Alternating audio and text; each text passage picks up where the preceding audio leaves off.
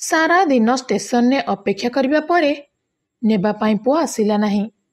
संध्या हेबारु निज घरकू फेरिबा पाई असुस्थ बापा माँ ट्रेन ने बसिथिले। हठात पुओ फोन कला, बापा केउठी अछ? सॉरी रंग नंबर, यह कही फोन काटिदेले बापा। किंतु काहेकी? एते सुंदर आउ हृदय छुआ कहानी को आपण निश्चय शेष पर्यंत देखिबे। वीडियो को लाइक करी चैनल को सब्सक्राइब करी देबे। हेलो हेलो पिंटू, पुआ आमे पहुंचीबा उपरे हेलुणी। ट्रेन स्टेशन भीतर को पसुची। बापा मु भी एबे ऑफिस रु बाहरुची, बस 10 मिनिट रे पहुंची जीबी। तमे वेटिंग रूम रे बसिथिबो। एतिकी कही पिंटू फोन काटिदेला। अन्य पटरे ट्रेन ने बसिथिबा मोहन बाबू और तांका स्त्री लता देवी बड़ उत्साह सहित निज अटैच और बैग सजाड़ी रखिले। काहेकि ना आउ टिके समय परे ट्रेन दिल्ली स्टेशन ने पहुंचीबार थिला। ट्रेन टी प्लाटफॉर्म पहुंची जिबा परे लता देवी खुशी रे गदगद होई कहले कि जना पड़िलानी केबे ओ केमिति 5 वर्ष बीतीगला। बिट्टू एबे कथा कहबा आरंभ कलानी। मोहन बाबू कहले कि हाँ, जदि बिट्टू फोन ने कहि न थांता कि जेजे बापा 5 दिन पर मोर जन्मदिन, तमे आसीबो ना, तो आमे आसी न थांते। 5 वर्ष रे थरे भी डाकिलेनी पुओ बहु। ओहो, तमे तो सबु बेले व्यस्त होउछ। पुओ बहु निज काम रे व्यस्त रहउथिबे। सेमाने काम करिबे कि हमको संभाळिबे? दुहे ऑफिस जाउचंती, तेनु खाली घरे आमे कोन करिबा? ठीक अछि, एबे डाकिला ना। लता देवी मोहन बाबू को बुझेबा परी कहिले कि सुन, तांको फंक्शन ने किछि भी जाऊ, तमे अधिक टेंशन नेबनी। सहरर व्यवस्था अलग होई थाए। हाँ हाँ जानिछि, चलो प्लाटफॉर्म आसीगला। मोहन बाबू कहिले आ निज आटाची धरी गेट दे बाहरिले। पछरे बैग और पानी बोतल धरी लता देवी भी ट्रेन नु बाहरी गले। 5 वर्ष पूर्वरु दिल्ली रे चाकरी करुथिबा मोहन बाबूंग पुओ पिंटू चिंकी को चुपचाप विवाह करि नैथिले। मोहन बाबू और तांको स्त्री लता देवी जेतेबेले एही कथा जानिथिले तो बहुत रागी जाइथिले। एबे जेतेबेले 5 वर्ष परे पिंटूंगर पुओ बिट्टू 3 वर्षर होइगला तो ता जन्मदिन पार्टी दिल्ली रो एक बड़ होटेल ले करा जाउथिला। पिंटू और चिंकी सेमानकु केवल औपचारिक भाबरे डाकिथिले। मात्र निज नातीर जीत पाई मोहन बाबू और तांको स्त्री लता देवी दिल्ली आसीबा पाई स्थिर करिथिले। जेतेबेले 3 वर्षर बिट्टू क्यूट भॉइस रे निज जेजे बापा और जेजे मां को पार्टी को आसीबा पाई डाकिथिला, मोहन बाबू और तांको स्त्री लता देवी मना करि पारलेनी। तेणु सबु कथा भूली मोहन बाबू दिल्ली जीवा पाई ट्रेन रिजर्व करि दैथिले। आउ आजी सेमाने दिल्ली पहुंची जाइथिले। मोहन बाबू लता देवी को हाथ धरी प्लाटफॉर्म रे ओल्हाइबा परे सीधा पिंटू को फोन कले। पुओ, आमे प्लाटफॉर्म रे ओल्हे सारलुणी, तू केते समय भीतर पहुंचीबू? पिंटू कहले कि ओ बापा बस अध घंटा रे पहुंची जाउची, तमे वेटिंग रूम रे बसी थाओ, चा जलखिया भी खाई नियो, मु एबे ऑफिस रु बाहरुची। मोहन बाबू कहले कि तू एबे जाई ऑफिस रु बाहरिनु? तू तो कहूतलु 10 मिनिट रे। अरे बापा, गोटे जरूरी फाइल आसीगला, ताको देखुथिली, बस एबे बाहरुची, 20-25 मिनिट भीतर पहुंची जीबी। एतिकी कही फोन काटिदेले पिंटू। मोहन बाबू व्यस्त होई गले आउ वेटिंग रूम आगो को बाहरिले। एबे जाए पुओ ऑफिस रु भी बाहरी नाहंती, एबे अध घंटा लागिबो बाहरिबाकू, पहुंचु पहुंचु घंटे कि 1.5 घंटा। मते तो विरक्त लागुछि बोली कहिले मोहन बाबू। ओहो, एते विरक्त काहेकि हेउछ? आसी जीव से, काम करूची, कोडे बुलुनी तो? लता देवी मोहन बाबू को कहिले। तमर एही कथा पाई मते सबु बेले चिड़ा लागे। सबु बेले पिंटूर साइट नेउछ। से तो जानिथिला जे मैं आसुचे बोली, तेणु गाड़ी पठेई पारलानी। आउ पार्टी भी आजी, तेणु दिनक पाई छुट्टी नेइथिले होई न थांता। मोहन बाबू कहिबा परे लता देवी कहले कि छुट्टी नेबा कोन दरकार, पार्टी तो होटेल ले हबो, सबु किछि प्रस्तुति करिबा होटेल लो काम। आमर कोन अछि, आमे बस सेठारे पहुंचीबा दरकार। एबे सेतिकी थाउ, कुआडे जिबा कुह?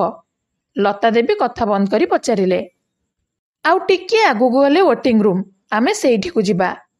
ଟିକେ ସମୟ ପରେ ସେମାନେ ପହଞ୍ଚିଗଲେ। ଆଉ ସେଠାରେ ହାତ ମୁହଁ ଧୋଇ ଫ୍ରେଶ ହୋଇଯିବା ପରେ ଚା ବିସ୍କୁଟ ଖାଇ ସେଠାରେ ପଡ଼ିଥିବା ଚେୟାର ଉପରେ ବସି ପଡ଼ିଲେ। ଅଧଘଣ୍ଟା ପରେ ପୁଣି ପିଣ୍ଟୁଙ୍କୁ ଫୋନ୍ ଲଗେଇ ମୋହନ ବାବୁ ପଚାରିବାରୁ ପିଣ୍ଟୁ କହିଲେ, ବାସ୍ ବାପା, ଏବେ ପହଞ୍ଚିଯିବି। ଅଫିସରୁ ବାହାରି ଗଲିଣି, ଟିକେ ହୋଟେଲରେ ଆଡଭାନ୍ସ ଦେଇକି ପହଞ୍ଚୁଛି। ଏକଥା ଶୁଣି ଚୁପ୍ ହୋଇଗଲେ ମୋହନ ବାବୁ। ଆଉ ଲତା ଦେବୀ ପଚାରିବାରୁ କହିଲେ କି, ଏବେ ହୋଟେଲ ଯାଉଛି ଆଡଭାନ୍ସ ଦେବାକୁ, ଦେଇକି ଏଠିକୁ ଆସିବ। ଏବେ 11:30 ହୋଇଛି, ପୁରା ଦିନ ପଡ଼ିଛି, ଆସିଯିବ ସେ। ପାର୍ଟି ତ ସନ୍ଧ୍ୟା ବେଳକୁ ଅଛି। ମୋହନ ବାବୁକୁ ସାନ୍ତ୍ୱନା ଦେବାକୁ ଯାଇ ଲତା ଦେବୀ ଏପରି କହୁଥିଲେ। ଏହାପରେ ସମୟ ପ୍ରାୟ 1ଟା ହେବାକୁ ବସିଥିଲା। ଦୁହେଁ ଅପେକ୍ଷା କରି କରି ବ୍ୟସ୍ତ ହୋଇଯାଇଥିଲେ। ପୁଣି ଥରେ ମୋହନ ବାବୁ ନିଜ ପୁଅକୁ ଫୋନ୍ ଲଗେଇଲେ। 2-3 ଥର ଫୋନ୍ ରିଙ୍ଗ ହୋଇକି କଟିଗଲା, କିନ୍ତୁ ପିଣ୍ଟୁ ଫୋନ୍ ଉଠେଇଲେନି। ବ୍ୟସ୍ତ ହୋଇ ମୋହନ ବାବୁ କହିଲେ କି ଏବେ ଫୋନ୍ ବି ଉଠାଉନି। ତ ଲତା ଦେବୀ ମୋହନ ବାବୁଙ୍କୁ ଆଶ୍ୱାସନା ଦେଇ କହିଲେ କି, କାହିଁକି ରାଗୁଛ? ଟ୍ରାଫିକରେ ଫସି ଯାଇଥିବ। ଗାଡ଼ି ଚଲେଇବ ନା ଫୋନ୍ ଉଠେଇବ? ପୁଣି ମୋହନ ବାବୁ କହିଲେ କି ଅଧଘଣ୍ଟା କହିଥିଲା, କିନ୍ତୁ ଏବେ 1.5 ଘଣ୍ଟା ହୋଇଗଲାଣି। ଇଏ କେମିତିକା କଥା? ମୋହନ ବାବୁଙ୍କ ମୁହଁରେ ଏବେ ରାଗ ଦେଖାଯାଉଥିଲା। ଲତା ଦେବୀ କହିଲେ କି, ତମେ ତ ଜାଣିଛ ଦିଲ୍ଲୀ ଟ୍ରାଫିକ କେତେ ଗହଳି, କାହିଁକି ରାଗୁଛ? ଆସିଯିବ ସେ। ଲତା ଦେବୀ ଏତିକି କହୁ କହୁ ମୋହନ ବାବୁଙ୍କ ଫୋନ୍ ରିଙ୍ଗ ହେଲା। ଲତା ଦେବୀ ଏତିକି କହୁ କହୁ ମୋହନ ବାବୁଙ୍କର ଫୋନ୍ ରିଙ୍ଗ ହେଲା। ତୁରନ୍ତ ଫୋନ୍ ଉଠେଇବା ପରେ ପଚାରିଲେ, ହ୍ୟାଲୋ, ହଁ କେଉଁଠି ତୁ? ସେପଟୁ ପିଣ୍ଟୁ କହିଲେ କି, ଆରେ ବାପା ସରି, ମୁଁ ଟ୍ରାଫିକରେ ଫସି ଯାଇଛି, ଜାଣିନି କେତେ ସମୟ ଲାଗିବ। ମୁଁ ଚିଙ୍କିକୁ ଫୋନ୍ କରିଦେଉଛି, ସେ ତମକୁ ନେବାକୁ ଆସିଯିବ। ତା ଅଫିସ ଷ୍ଟେସନ ପାଖରେ। ଯଦି ତା ଅଫିସ ପାଖରେ ଆଗରୁ କହିଦେଲୁନି? ଠିକ ଅଛି, ଜଲ୍ଦି ତାକୁ କହ ସେ ଆସି ଆମକୁ ନେଇଯିବ। ଆମେ ଏଠି ବସି ବସି ହାଲିଆ ହୋଇଗଲୁଣି। ଏତିକି କହି ମୋହନ ବାବୁ ଲତା ଦେବୀଙ୍କ ପାଖରେ ଆସି ବସିଗଲେ। ପୁଣି ଅପେକ୍ଷା କରି କରି ଆଉ 1 ଘଣ୍ଟା ବିତିଗଲା। ପାଖାପାଖି 2ଟା ହୋଇଯାଇଥିଲା। ଏବେ ଦୁହିଁଙ୍କୁ ଭୋକ ଲାଗୁଥିଲା, ଆଉ ଧୈର୍ଯ୍ୟ ବି ସୀମା ପାର ହୋଇସାରିଥିଲା। ଚିଡ଼ି ଯାଇ ମୋହନ ବାବୁ କହୁଥିଲେ କି ତାମସା ଲଗେଇଛି କେଜାଣି? ଯଦି ଅଫିସ ପାଖରେ ଅଛି ତାହେଲେ ଏବେ ଯାଏ ବୋହୂ ଆସିପାରୁନି କାହିଁକି? ଭଲ ବୋକା ବନେଇଲା। ଆଉ ଆଡ୍ରେସ ବି ତ କହିନି ପିଣ୍ଟୁ, ନହେଲେ ଆମେ ନିଜେ ଚାଲି ଯାଇଥାନ୍ତେ। ତମେ ବହୁତ ଜଲ୍ଦି ରାଗି ଯାଉଛ। ଜଣେ ତ କାମଦାମ ଛାଡ଼ି କେମିତି ହଠାତ୍ ପଳେଇ ଆସିବ? ଏମିତିରେ ପ୍ରଥମ ଥର ତାକୁ ଦେଖିବା। ଆଜି ଯାଆନ୍ତୁ ତାକୁ ଫଟୋରେ ଦେଖିଥିଲେ। ଆଚ୍ଛା, ଏବେ କିଛି ଖାଇଦିଅ। ଲତା ଦେବୀ କହୁ କହୁ ପାଖରେ ଥିବା ପରଟା ଭଜା ବାହାର କଲେ, ଆଉ 1 ଠୁଙ୍ଗାରେ ମୋହନ ବାବୁଙ୍କୁ ଦେଲେ। ସେତକ ଖାଇସାରି ପାଣି ପିଇ ପୁଣି ଅପେକ୍ଷା କରିବାକୁ ଲାଗିଲେ। ଏହା ଭିତରେ 3:30 ବାଜି ଯାଇଥିଲା, କିନ୍ତୁ ଏତେବେଳ ଯାଏଁ କେହି ବି ଆସିଲେନି ସେମାନଙ୍କୁ ନେବା ପାଇଁ। ପୁଣି ପିଣ୍ଟୁକୁ ଫୋନ୍ ଲଗେଇଲେ ମୋହନ ବାବୁ। ପିଣ୍ଟୁ ଫୋନ୍ ଉଠେଇକି କହିଲେ କି, ବାପା, ମୁଁ ତ ଭାବି ଦେଇଛି କି ଚିଙ୍କି ତମକୁ ନେଇକି ପଳେଇବଣି। ମୁଁ ତ ବଡ଼ ମୁସ୍କିଲରେ ଟ୍ରାଫିକ ଜାମ୍ରୁ ବାହାରି ଘର ଆଡ଼କୁ ଯାଉଛି। ମୁଁ ଏବେ ଚିଙ୍କି ସହିତ କଥା ହେଉଛି। ଏତିକି କହି ଫୋନ୍ କାଟିଦେଲେ। ଲତା ଦେବୀ ଚେୟାର ଉପରେ ବସି ନିଜ ଗୋଡ଼କୁ ଆଉଁସୁଥିଲେ। ପୁଣି 20 ମିନିଟ୍ ପରେ ପିଣ୍ଟୁର ଫୋନ୍ ଆସିଲା। ହ୍ୟାଲୋ ବାପା, ଚିଙ୍କି ଏବେ ପହଞ୍ଚୁଛି। ତମେ ଇନକ୍ୱାରି ଅଫିସ ପାଖରେ ଅପେକ୍ଷା କରିଥାଅ। ମୋହନ ବାବୁ ତୁରନ୍ତ ଲତା ଦେବୀଙ୍କୁ ଉଠେଇଲେ। ନିଜ ଆଟାଚ ବ୍ୟାଗ ଧରି ଇନକ୍ୱାରି ଅଫିସ ପାଖରେ ପହଞ୍ଚିଗଲେ।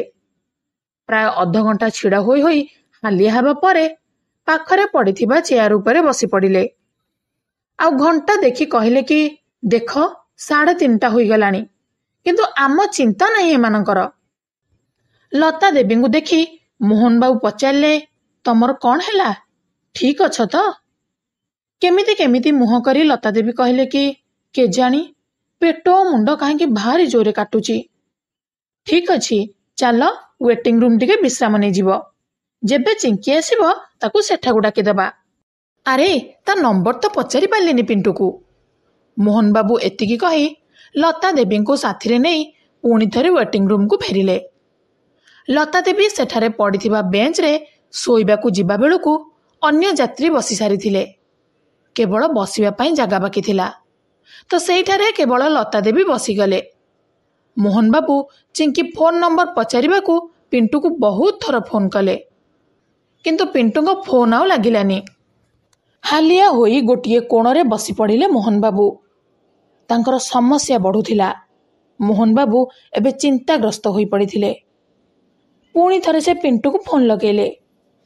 ହ୍ୟାଲୋ, ପୁଅ, ତୋ ମା'ର ଦେହ ବିଗିଡ଼ି ଗଲାଣି, ଜଲ୍ଦି ଆସେ। ସେପଟୁ ଉତ୍ତର ଆସିଲା, ଆପଣ କିଏ କହୁଛନ୍ତି? ଜଣେ ମହିଳା ସେପଟୁ ପଚାରିଲେ। ମୁଁ ପିଣ୍ଟୁର ବାପା କହୁଛି। ତୁ ଚିଙ୍କି ନା, ଆମ ବୋହୂ?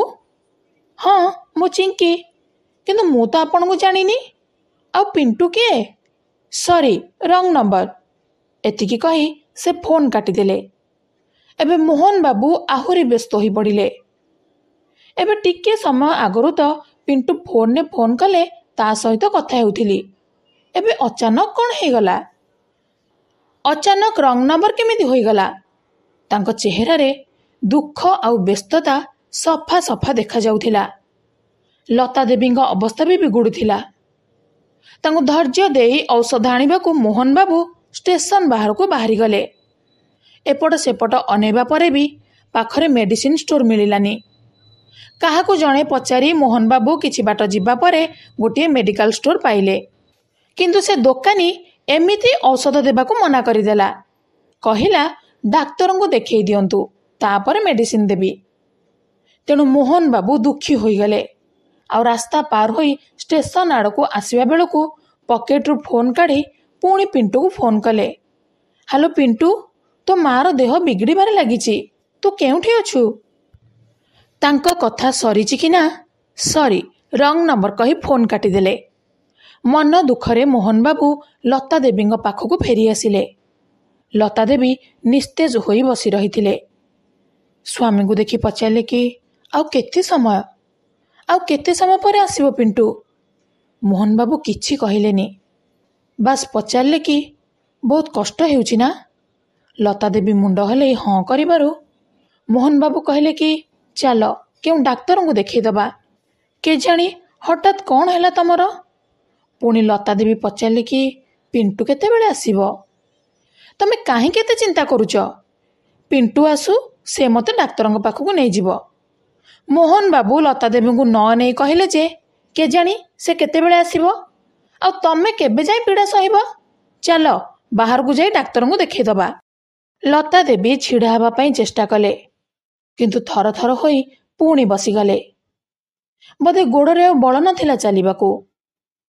ଆରେ ସାହସ ତ କର ଉଠି ଛିଡ଼ା ହେବାକୁ। ଆସ, ମୁଁ ଧରିକି ନେଇଯିବି। ମୋହନ ବାବୁ କହିବାରୁ ଲତା ଦେବୀ ମନା କଲେ। କହିଲେ, ଛାଡ଼, ମୋତେ ଏଠାରେ ବିଶ୍ରାମ କରିବାକୁ ଦିଅ। ଆଉ ସେଠାରେ ଗଡ଼ି ପଡ଼ିଲେ ଲତା ଦେବୀ। ମୋହନ ବାବୁ ବହୁତ ବିଚଳିତ ହୋଇପଡ଼ିଲେ। ପୁଣି ଫୋନ୍ କାଢ଼ିଲେ। ଆଉ ଇଚ୍ଛା ନଥିଲେ ବି ପିଣ୍ଟୁକୁ ଫୋନ୍ କଲେ। କିନ୍ତୁ ପୁଣି ଥରେ ଫୋନ୍ ଲାଗିଲା ନାହିଁ। ନାଚାର ହୋଇ ସେ ଲତା ଦେବୀଙ୍କ କଷ୍ଟଭରା ଚେହେରା ଆଡ଼କୁ ଅନେଇବାକୁ ଲାଗିଲେ। ତାଙ୍କର ଏମିତି ଅବସ୍ଥାକୁ ଦୀର୍ଘ ସମୟ ଧରି ୱେଟିଂ ରୁମ୍ ସହାୟକ ନଜର କରୁଥିଲା। ମୋହନ ବାବୁ ନିଜ ରୁମାଲ କାଢ଼ି ଆଖି ପୋଛୁ ପୋଛୁ ସେ ପାଖକୁ ଆସି କହିଲା କି, କ'ଣ ହେଲା ଅଙ୍କଲ, କିଛି ଅସୁବିଧା ହେଇଛି କି? ମୋହନ ବାବୁ ଲୁହ ଭିଜା ଆଖି ଓ ଓଦା କଣ୍ଠରେ ସବୁ କଥା କହିଗଲେ। ସବୁ ଶୁଣିବା ପରେ ସହାୟକ ଜଣକ କହିଲେ କି, ଆରେ ଅଙ୍କଲ, ଆପଣ କାହା ଚକ୍କରରେ ପଡ଼ୁଛନ୍ତି? ଆପଣଙ୍କ ପୁଅ ଓ ବୋହୂ କିଏ ବି ନେବାକୁ ଆସିବେନି। ଯଦି ଆସିବାର ଥାନ୍ତା ତ ଏବେ ଯାଇ ଆସିକି ନେଇ ସାରନ୍ତେଣି। ମୁଁ ଦେଖୁଛି ଆପଣମାନେ କେତେବେଳୁ ଏଠାରେ ଅପେକ୍ଷା କରି କରି ଥକିଗଲେଣି। ଏବେ ଆପଣ ମୋ କଥା ମାନନ୍ତୁ। ପ୍ରଥମେ ଆଣ୍ଟିଙ୍କୁ ଡାକ୍ତରଙ୍କୁ ଦେଖାନ୍ତୁ, ଆଉ ଟ୍ରେନରେ ବସି ଫେରିଯାଆନ୍ତୁ। ଏହି ସହର ଯେତେ ବଡ଼, ଏଠାରେ ଲୋକଙ୍କର ମନ ସେତିକି ଛୋଟ। ରୁହନ୍ତୁ, ମୁଁ ଏବେ ଡାକ୍ତରଙ୍କୁ ଡାକିକି ଆଣୁଛି। ସହାୟକ ଚାଲିଗଲା। ଆଉ ମୋହନ ବାବୁ ତା କଥାକୁ ମନେ ପକେଇ ଭାବି ଭାବି ଲତା ଦେବୀଙ୍କୁ ଦେଖୁଥିଲେ। 15 ମିନିଟ୍ ପରେ ସେହି ସହାୟକ ଜଣକ ଜଣେ ଡାକ୍ତରଙ୍କୁ ନେଇ ଆସିଲା। ଡାକ୍ତର ଲତା ଦେବୀଙ୍କ ପରୀକ୍ଷା ନିରୀକ୍ଷା କରିବା ପରେ କିଛି ମେଡିସିନ ଲେଖିଦେଲେ। ଡାକ୍ତରଙ୍କୁ ଫିସ୍ ପଚାରିବାରୁ ସେ କହିଲେ କି, ଆପଣମାନେ ମୋ ବାପା ମାଙ୍କ ପରି, ତେଣୁ ଫିସ୍ ଦରକାର ନାହିଁ। ଆଉ ଜଲ୍ଦି ମୋ ସାଥିରେ ଆସି ମେଡିସିନ ନେଇ ଆସନ୍ତୁ। ମୋହନ ବାବୁ ମେଡିସିନ ପାଇଁ ଉଠିବାରୁ ସହାୟକ ଜଣକ କହିଲେ କି, ଅଙ୍କଲ, ଆପଣ ଆଣ୍ଟିଙ୍କ ପାଖରେ ବସିଥାନ୍ତୁ, ମୁଁ ଯାଇ ଔଷଧ ନେଇ ଆସୁଛି। ଡାକ୍ତର ଓ ସହାୟକକୁ ଦେଖି ମୋହନ ବାବୁ ଆଶ୍ଚର୍ଯ୍ୟ ହେଉଥିଲେ। ଭାବୁଥିଲେ କି ଏ ସହରରେ ନିଜ ପୁଅ ପର ହୋଇଗଲା, କିନ୍ତୁ ଏହି ପରଲୋକମାନେ ସାହାଯ୍ୟ କରୁଛନ୍ତି। ପ୍ରାୟ 10 ମିନିଟ୍ ପରେ ସହାୟକ ଔଷଧ ନେଇ ମୋହନ ବାବୁଙ୍କୁ ଦେଲେ। ମୋହନ ବାବୁ ଲତା ଦେବୀଙ୍କୁ ଔଷଧ ଖୁଆଇଦେଲେ। ସହାୟକ ପଚାରିଲେ କି ଅଙ୍କଲ, ଆପଣ ଓଡ଼ିଶାରୁ ଆସିଛନ୍ତି ନା? ମୋହନ ବାବୁ ହଁ କରିବାରୁ ସେ ପୁଣି କହିଲେ କି ହଁ, ମୁଁ ସକାଳେ ଦେଖିଥିଲି। ଏବେ ଆଉ 1 ଘଣ୍ଟା ପରେ ପୁଣି ସେଇ ଗାଡ଼ି ଏହି ପ୍ଲାଟଫର୍ମରୁ ଓଡ଼ିଶା ଫେରିଯିବ। ମୋ କଥା ମାନନ୍ତୁ, ଆପଣ ସେହି ଗାଡ଼ିରେ ପୁଣି ଫେରିଯାଆନ୍ତୁ, କାରଣ ଆପଣଙ୍କୁ ନେବାକୁ କେହି ବି ଆସିବେନି। ଏବେ 3-4 ଦିନ ପୂର୍ବରୁ ଆପଣଙ୍କ ପରି ଅଙ୍କଲ ଆଣ୍ଟି ଛତିଶଗଡ଼ରୁ ବି ଆସିଥିଲେ। ଏହି ୱେଟିଂ ରୁମ୍ରେ 2 ଦିନ ପର୍ଯ୍ୟନ୍ତ ନିଜ ପୁଅକୁ ଅପେକ୍ଷା କରି ରହିଲେ, କିନ୍ତୁ କେହି ବି ଆସିଲେନି। ଆଉ ଶେଷରେ ତାଙ୍କୁ ବି ଫେରିଯିବାକୁ ପଡ଼ିଲା। ଯଦି ଆପଣ ଚାହୁଁଛନ୍ତି, ମୋତେ ଆପଣଙ୍କ ପୁଅଙ୍କ ଆଡ୍ରେସ୍ ଦିଅନ୍ତୁ, ମୁଁ ତାଙ୍କ ପାଖରେ ପହଞ୍ଚିବି। ସହାୟକଙ୍କ କଥା ସରିନି, ମୋହନ ବାବୁ ପକେଟରୁ 500 ଟଙ୍କା 2 ଖଣ୍ଡ କାଢ଼ି ସହାୟକଙ୍କୁ ବଢ଼େଇ ଦେଲେ। ଆଉ କହିଲେ କି ପୁଅ, ନିଅ ଏଇ ଟଙ୍କା, ଔଷଧ ଟଙ୍କା ଦେଇଦେବ, ଆଉ ଆମ ପାଇଁ 2ଟି ଟିକେଟ୍ ନେଇ ଆସିବ। ଟଙ୍କା ନେଇ ସହାୟକ ପଳେଇଲା।